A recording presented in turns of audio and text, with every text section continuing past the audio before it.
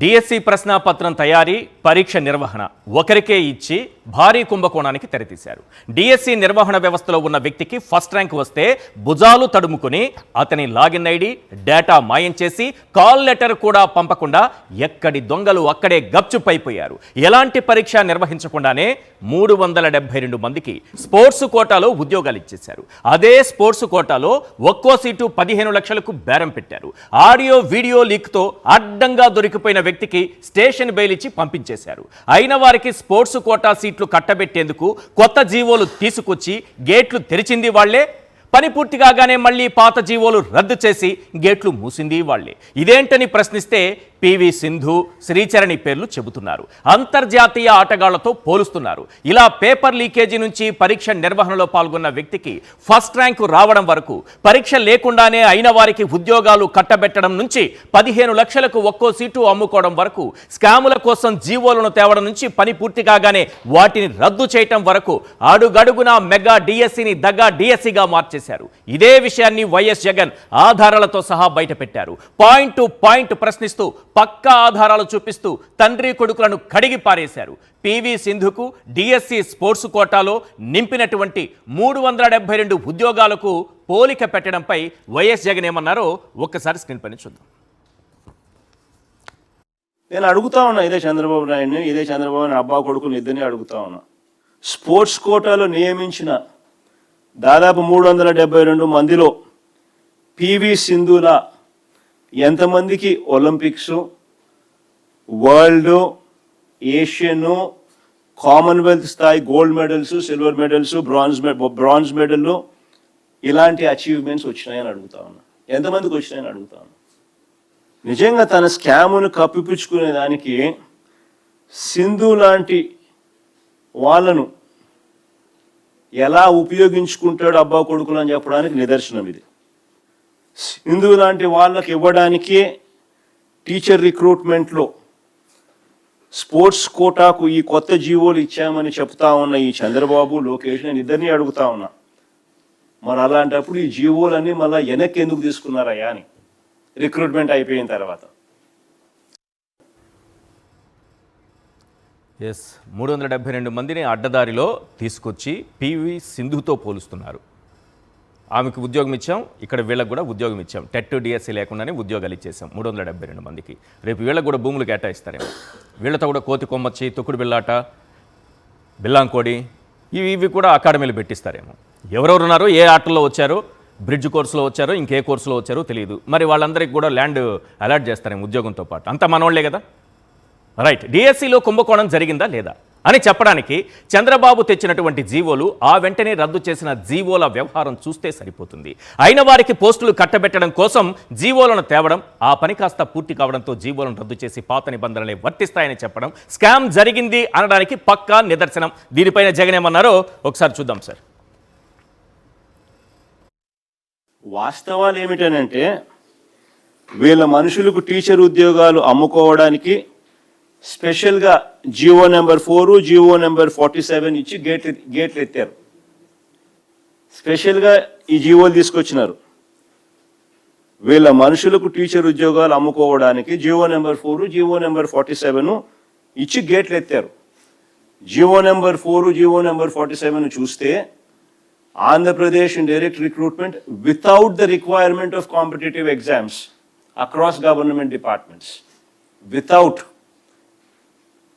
the requirement of competitive exams. GO number 4 dated 19/4/2025. GO number 47 dated 19/4/2025. వాళ్ళ మనుషులకు teacher ఉద్యోగాలు అమ్ముకోవడానికి స్పెషల్గా జియో నెంబర్ 4, జియో నెంబర్ 47 ఇచ్చి గేట్లు ఎత్తినారు. ఎత్తిన తర్వాత, పని పూర్తి చేసిన తర్వాత, 372 మందికి ఉద్యోగాలు ఇచ్చుకున్న తర్వాత జియో నెంబర్ 23, జియో నెంబర్ 56 ఇచ్చి మళ్ళీ గేట్లు మూసేశారు. జియో నెంబర్ 23, జియో నెంబర్ 56 ఈ రెండు కూడా తీసి ఈ రెండు ఇచ్చి మళ్ళీ గేట్లు మూసేసినారు. జగన్మోహన్ రెడ్డి గారు ఆ జీవో కాపీలు చూపించారు కదా, మరింత క్లియర్గా ఒక్కసారి స్క్రీన్ పైన చూద్దాం. ఆ జీవో కాపీస్ ఏమున్నాయి అనేది 2012 నుంచి ఉన్నది ఏంటంటే the candidate shall necessarily possess the requisite academic and technical qualifications if any as prescribed in the rules governing the పోస్టులు. ఎవరైనా సరే తప్పనిసరిగా ఆయా పోస్టులకు సంబంధించి దానికి నిర్వహించేటటువంటి ఎగ్జామినేషన్ పాస్ కావాల్సిందే, సరైన మార్కులు తెచ్చుకోవాల్సిందే. అలాగైతేనే స్పోర్ట్స్ కోటా అయినా అర్హత ఉంటుంది అన్నది ఈ జీవో సారాంశం సార్. ఇది ఎప్పుడు వచ్చింది? 2012 9వ తారీఖున 8వ నెల ఆగస్టు 9, 2012లో వచ్చింది. ఇప్పటి వరకు దీన్నే అందరూ ఫాలో అవుతూ వచ్చారు. మనం 372 మంది మనవాళ్ళు ఉన్నారు కదా, వీళ్ళకి ఉద్యోగాలు ఇవ్వాలి కదా. కాబట్టి ఏం చేశారంటే ఈ జీవో ఉంటే వాళ్ళని అడ్డదారిలో దొంగదారిలో గేట్లు తెరిచి లోపలికి పంపించే అవకాశం లేదు కాబట్టి గేట్లు క్లోజ్ చేస్తూ కొత్తగా 2 జీవోలు ఇచ్చారు. ఒకసారి ఆ జీవోలు చూపించండి సార్. చూసారా? GO MS number 4, GO MS number 47 పైన ఒకటి ఉంది కదా, అది ఇదొకటి. ఎప్పుడు ఇచ్చారు? 19/4/2025. మనం గేట్లు తెరవడానికి ముందు ఈ జీవో ఇచ్చారు. 19/4/2025. ఏమి ఇచ్చారు? Direct recruitment without the requirement of competitive examinations across government departments, local bodies, public sector undertakings.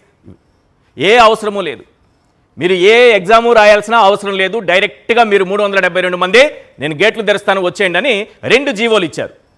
ఇద్దరు కదా తండ్రి కొడుకులు, అతి ముఖ్యమైన వాళ్ళు కదా ఈ ప్రభుత్వానికి.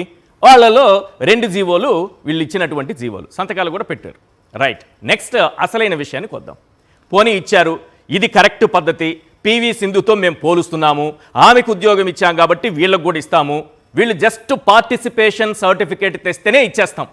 ఆ సర్టిఫికేట్లు ఇచ్చేది కూడా మా ఎమ్మెల్యేలు, మా ఎంపీ గారు ఇస్తే వాళ్ళకి ఇచ్చేస్తాం. వాళ్ళేమి వరల్డ్ ఛాంపియన్షిప్కి వెళ్ళాల్సిన పని లేదు, ఒలింపిక్స్కి వెళ్ళాల్సిన పని లేదు, నేషనల్ లెవెల్లో మెడల్స్ తీసుకురావాల్సిన అవసరం లేదు, ఏమీ లేదు. Just participation. ఒకవేళ ఆ పార్టిసిపేషన్ దొరకకపోయినా స్పెక్టేటర్ అంటే ప్రేక్షకుడు ఆ సర్టిఫికేట్ తెచ్చినా ఇచ్చేసేవాళ్ళేమో. బహుశా ఇచ్చారో లేదో తెలియదు, అలాంటిదైతే జరుగుండకపోవచ్చు. పార్టిసిపేషన్ సర్టిఫికేట్స్తో వాళ్ళందరినీ లోపలికి పంపించారు.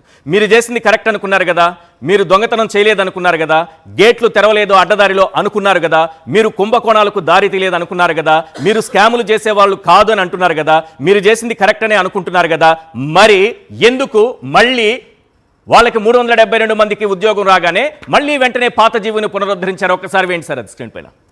ఏం చేశారో చూడండి తండ్రి కొడుకులు. పాత జీవోని మళ్ళీ తీసుకొచ్చారు. డిఎస్సి 2025 ప్రక్రియ ముగియగానే స్పోర్ట్స్ కోటాలో డైరెక్ట్ రిక్రూట్మెంట్ ఎత్తివేస్తూ ఇప్పుడు ఎవరైనా సరే ఎగ్జామ్ రాస్తేనే వాళ్ళకి ఉద్యోగాలని, ఆయా శాఖలు నిర్వహించే పరీక్షల్లో ఉత్తీర్ణత సాధించాలని జీవో నెంబర్ 23ని జారీ చేశారు సార్. వీళ్ళే గేట్లు తీసేస్తారు, వీళ్ళే గేట్లు ఎత్తేస్తారు. ఆ గేట్లు ఎత్తి మన వాళ్ళని 372 మందిని లోపలికి పంపిస్తారు. వాళ్ళే గేట్లు మూసేస్తారు. మళ్ళీ పాత గేటు మళ్ళీ తెరుస్తారు, అసలైన మెయిన్ గేటు మళ్ళీ తెరుస్తారు. మనం అడిగితే లేదు పివి సింధుకి ఇచ్చాం మేము కాబట్టి వీళ్ళకి అడ్డదారిలో ఇస్తాం. పివి సింధు స్థాయిని దిగజార్చారా లేదా మీరు? ప్రజలు అడుగుతున్నారు ఈరోజు, డిఎస్సి క్యాండిడేట్స్ అడుగుతున్నారు ఈరోజు, అభ్యర్థులు అడుగుతున్నారు ఈరోజు, యువత అడుగుతోంది ఈరోజు.